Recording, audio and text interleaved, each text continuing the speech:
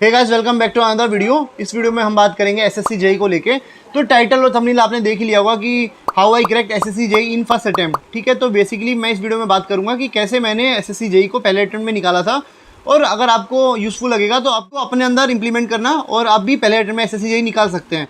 ठीक है, तो सबसे पहले बात करता हूँ कि काफ़ी लोगों के जैसे डाउट्स आते हैं कि भाई क्या मतलब हम पहले अटेम्प्ट में एसएससी जेई निकाल सकते हैं। तो भाई जी हाँ, आप पहले अटेम्प्ट में एसएससी जेई आराम से निकाल सकते हो। वीडियो में आगे बढ़ने से पहले अगर आप भी किसी गवर्नमेंट जॉब की तैयारी कर रहे हो तो पीडब्ल्यू आपके लिए लेके आया है काफ़ी सारे बैचेस, वो भी अफोर्डेबल प्राइस में।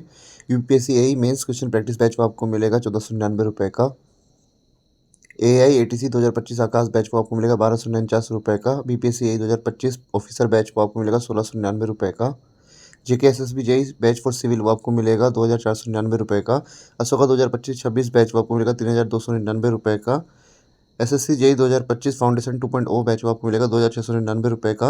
एसएससी जेई 2025 फतेह 2.0 बैच वो आपको मिलेगा 2299 का। आरआरबी जेई 2025 एक्सप्रेस बैच वो आपको मिलेगा 2699 का। आरआरबी जेई 2025 सीबीटी 1 बैच वो आपको मिलेगा 999 का। कर्तव्य 2.0 बैच वो आपको मिलेगा 3999 का। चाणक्य 2.0 एजेई वीडी बैच वो आपको मिलेगा 2399 का। UP triple S C JE foundation 2.0 batch वो आपको मिलेगा 1999 का। आरआरबी एलपी 2025 सीबीटी 1 एंड 2 वो आपको मिलेगा 999 का। PW is providing infinity feature with the batches, जिसमें आपको मिलेगा recorded lecture by faculty on PWA, DPP and DP solution is also provided in bilingual language, AJE खजाना concept booster book, mock test book, PYQ book and weekly test access.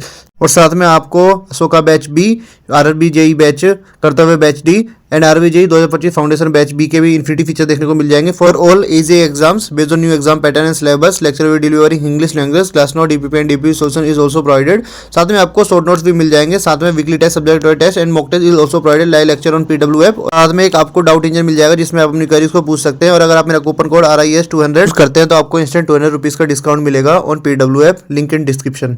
Guys, क्या scene हुआ था कि मैंने जैसे ना मैं MTech कर रहा था, और मैंने ना 2022 में जैसे एमटेक की थी, जून में मेरा एमटेक खत्म हो गया था और मैं घर पे आया था। ठीक है, जुलाई में मैं घर आ गया था। उसके बाद मुझे पता चला एसएससी जेई का पेपर मैंने भरा हुआ है और नवंबर में मेरा पेपर था। तो मैंने मतलब है ना उस समय क्या किया कि नोट्स वगैरह मैंने इधर उधर देखने लगा कि नोट्स कहाँ से लेके आऊँ, क्या क्वेश्चन आते हैं। तो मैंने क्या किया कि प्रीवियस ईयर के मैंने पेपर्स वगैरह डाउनलोड किए, बुक्स मंगवाई, और मैंने बुक्स देखा तो मैंने देखा कि यार इतने हाई लेवल के क्वेश्चन नहीं पूछता है।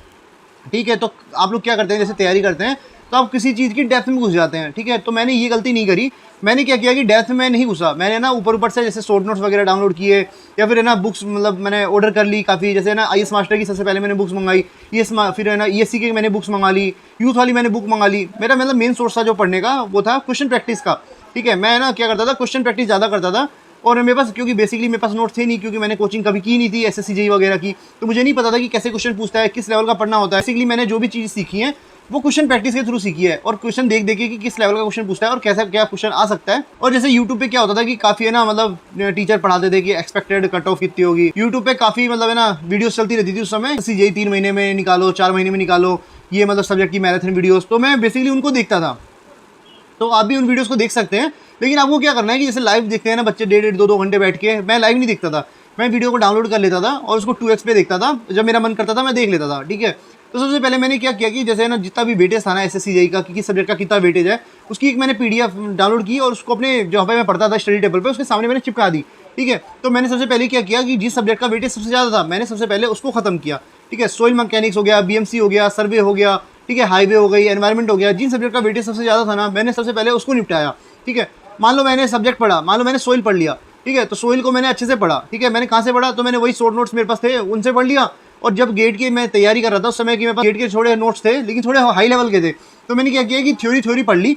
उसके बाद मैंने क्वेश्चन प्रैक्टिस किया एसएससी जेई के लिए, और वो मैं बुक फॉलो करता था IAS मास्टर वाली बुक। तो उस बुक से मैंने प्रीवियस ईयर के सारे क्वेश्चन लगा लिए।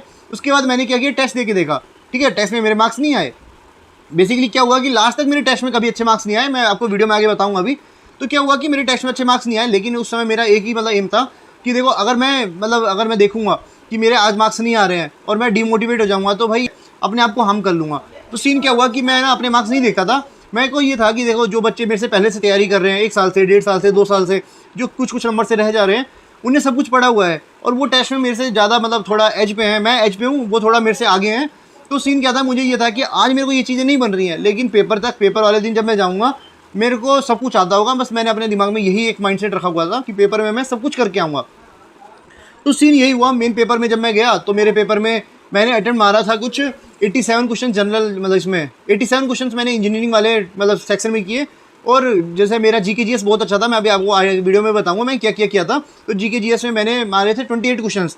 तो मैं मतलब डिमोटिवेट सा हो गया था, मुझे ऐसा लगा कि यार जीके जीएस में मेरी बहुत अच्छी है और मैं यहाँ पे 28 क्वेश्चन कर पा रहा हूँ। तो मैं यार मतलब थोड़ा सा मेरे को डिमोटिवेशन सा हुआ, लेकिन मैं सोचा कि अगर मैं नर्वस हो गया तो पेपर में बिगाड़ लूँगा।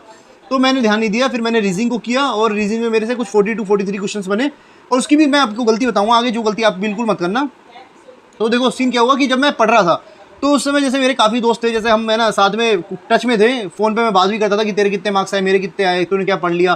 तो वो लोग मेरे को, हमारे प्लानिंग थी कि लास्ट के पेपर से 1-1.5 महीने पहले, 2 महीने पहले हम सब लोग टेस्ट देने लग जाएंगे, ठीक है। तो बेसिकली जैसे एक मेरा फ्रेंड है, आपने मेरे चैनल पे उसका इंटरव्यू देखा होगा, आशीष का, आसुद का। उन लोगों ने जैसे ना रीजनिंग को स्टार्टिंग में ही मतलब 1-1.5 महीने बचे हुए थे तब से टेस्ट देने लग गए थे, लेकिन जैसे मैंने नहीं दिया था, ठीक है। तो मैंने और जैसे आश्वत भी नहीं दिया था, हम लोग सोचते थे कि यार दे देंगे, लेकिन आशीष देता था, ठीक है। तो मेन पेपर में क्या हुआ कि हमारे जैसे 42 ही अटेम्प्ट हो पाया, ठीक है। और आशीष का जैसे 48-49 मार्क्स आए थे, कुछ 48 आए थे शायद। तो और आश्वत के भी कुछ नहीं आ पाए थे, ढंग के 42 ही मार्क्स थे, ठीक है। तो आश्वत के बारे में आपको बता दूं कि जब उसने 2023 वाला जब दिया 22 में, तो उसका कुछ मतलब कुछ मार्क्स से उसका रह गया था। 2023 में आश्वत के 142 या 43 कुछ मार्क्स आए, जिसमें उसने रीजनिंग में 85 से 50 मार्क्स मार दिए, ठीक है। तो उसको पता था कि मेरी गलती क्या थी, मैंने लास्ट ईयर जो गलती की थी, जैसे आसवद ने गलती की थी कि रीजनिंग की प्रैक्टिस नहीं की थी। अगली साल उसने रीजनिंग की प्रैक्टिस की और 50 में 50 मार्क्स ले आया, ठीक है। तो ये गलती आप बिल्कुल मत करना जो मैंने की थी, आसवद ने की थी, कि रीजनिंग को हमने लाइटली ले लिया और लास्ट में जब 5-7 दिन पढ़ के गए और हमारा मतलब वही 42-43 पे जाके अटक गए, ठीक है। तो अब ये गलती आप बिल्कुल मत करना। आप रीजनिंग को लास्ट के 1-1.5 महीने 2 महीने पहले क्वेश्चन प्रैक्टिस के थ्रू सीखना, ठीक है। जितने ज़्यादा क्वेश्चन लगाओगे उतना ही ज़्यादा आपको वो फायदा करेगा, ठीक है। तो जब मैं तैयारी कर रहा था उस फेज में क्या सीन था कि मैं ना जीके जीएस को ज़्यादा टाइम देता था, ठीक है, क्योंकि मेरे को जीके जीएस पढ़ने में ज़्यादा मज़ा आ रहा था उस समय। तो मैं जैसे अगर मैं दिन में 10 घंटा पढ़ा, 12 घंटे पढ़ा, सबसे पहले एक डाउट क्लियर कर लेते हैं कि काफ़ी लोग पूछते हैं कि कितने घंटे हमें पढ़ना चाहिए। तो देखो ऐसा कोई स्पेसिफिक नहीं है, जैसे मैं 10 से 12 घंटे भी पढ़ता था। आशीष से बात होती थी, वो कहता था मैं यार मैं तो 7-8 घंटे पढ़ रहा हूँ। तो सीन ऐसा कुछ नहीं है कि कितना घंटा हमें पढ़ना चाहिए। बेसिकली आप अपने आप को सेटिस्फाई होते हो कि नहीं, जितना आप पढ़ रहे हो आपको सेटिस्फेक्शन है कि मैं इतना पढ़ा हूँ, मेरे लिए इनफ है, तो आप उतना पढ़ सकते हैं, ठीक है। और आप उस फ्लो में पढ़ो कि मान लो आप आज 8 घंटे पढ़े, कल आपको भी 8 घंटे पढ़ना है, मतलब आप कहना कंसिस्टेंट रहो। ये नहीं कि भाई एक दिन 15 घंटे पढ़ लो, एक दिन आपने पढ़ाई नहीं की, ऐसा बिल्कुल नहीं होना चाहिए, ठीक है। अगर मान लो आपको सक्सेस चाहिए तो आपको कंसिस्टेंसी रहना पड़ेगा। अगर आप कंसिस्टेंट रहोगे तभी जाके आपका कुछ हो पाएगा, ठीक है। तो मान लो मैं डेली पढ़ता था 8 से 10 घंटे पढ़ता था, उसमें मैं रीजनिंग, जीके जीएस, मतलब रीजनिंग तो बिल्कुल ही टाइम नहीं देता था, जीके जीएस को मैं 6-7 घंटे दे देता था और 4 से 5 घंटे ही मैं टेक्निकल पढ़ता था, जिसके कारण मेरा मतलब थोड़ी पेपर में थोड़ी गलती हो गई। मतलब क्योंकि मेरे को पता था कि मेरा जीके जीएस अच्छा है तो मैं उसको और पढ़ता था।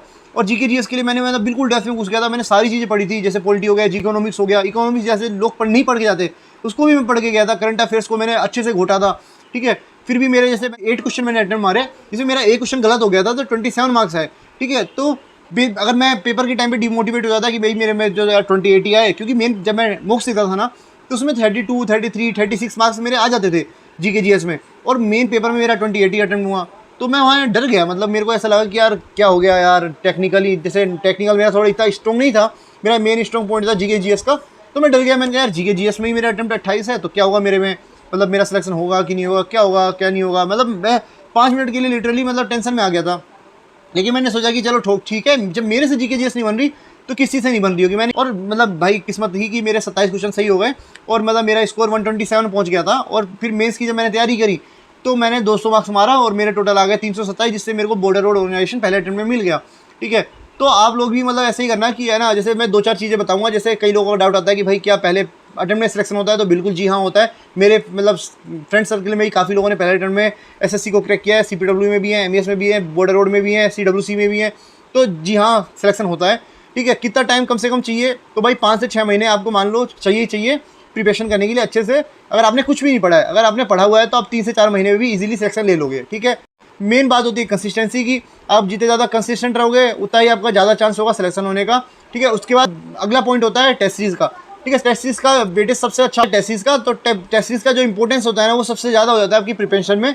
क्योंकि सीन क्या है ना, जब मैं टेस्ट देता था मेरे मार्क्स अच्छे नहीं आते थे, 75 आते थे 200 में से, कभी 80 आ गए, कभी 95 आ गए, 95, कभी 100 आ गए, कभी तो जो मैक्सिमम आए थे ना वो 108 आए थे। लेकिन मैं क्या करता था ना, मैंने टेस्ट दिए तो मैंने टेस्ट को एनालाइज करता था, 1 घंटा आधा घंटा मैं बैठ के देखता था कि मैंने क्या गलती करी है। और मैं मतलब मेरे माइंडसेट में था एक कि मैं ना अगर जो मैं यहाँ पे गलती कर रहा हूँ ना मेन पेपर में वो गलती नहीं करूँगा, और मैं ना उन क्वेश्चनों को लिख लेता था, या फिर वहीं पे टेक्स्ट बुक में टेस्ट देता था, वहीं पे मैं सेव कर लेता था कि भाई ये गलती मेरे से हुई थी। और जब मैं अगला टेस्ट देता था तो मैं पिछले टेस्ट को एक बार जाके देख लेता था कि मैंने लास्ट पेपर में ये गलती की थी, इस बार मैं ये गलती नहीं करूँगा, ठीक है। और उस गलती से मैं सीखते मेन पेपर में काफ़ी क्वेश्चन ऐसे भी आए थे जो मैंने पहले टेस्ट में गलती की थी, लेकिन मेरे को ध्यान में था कि भाई ये क्वेश्चन तो मैंने किया हुआ है, इसका आंसर तो ये होगा, और वो मेन पेपर में मेरा क्वेश्चन सही हो गया था। तो ये कुछ पॉइंट्स थे जो मैंने अपने प्रिपरेशन के दौरान मैंने मतलब मेरे को लगा था कि अगर कोई और होता जो मेरे को बताता तो शायद मुझे ये फ़ायदा करता, लेकिन उस समय मेरे को ऐसा कोई मतलब मेरा दोस्त था नहीं जो एसएससी दिया होता पहले, क्योंकि सब एक साथ ही हमने दिया था, तो किसी को भी इतना आइडिया नहीं था कि कैसे क्या होता है।